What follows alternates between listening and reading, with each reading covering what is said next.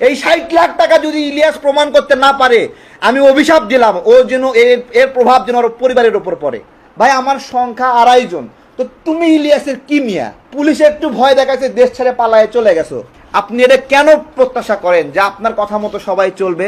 আপনার চাকর নাকি আমরা?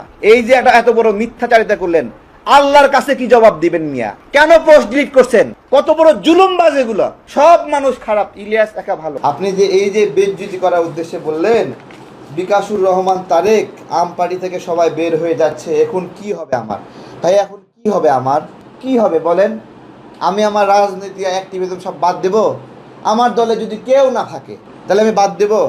আপনারা যে চেষ্টাটা করেছেন পিনাকি দাদা এবং ইলিয়াস ভাই, যে আপনাদের গ্রিপের মধ্যে আমাদের সংগঠনটাকে রাখবেন, এই রাইখা বিভিন্ন জায়গায় মব সৃষ্টি করাবেন। সিপিবির অফিস ভাঙতে বলছিলেন, সিপিবির অফিস ভাঙতে বইলা ওইদিকে আবার সিপিবিকে কেন খবর দিচ্ছেন বলেন?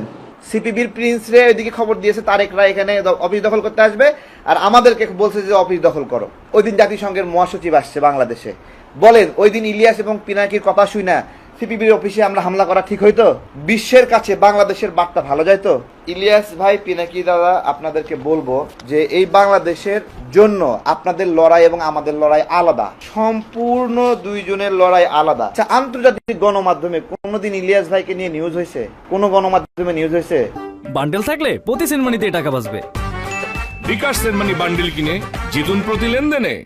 2018 সালের 14ই মার্চ হাইকোর্টের সামনে পুলিশ আমাদেরকে মারতেছিল। ওই সময় টিয়ারশেল ক্যাশ ধরে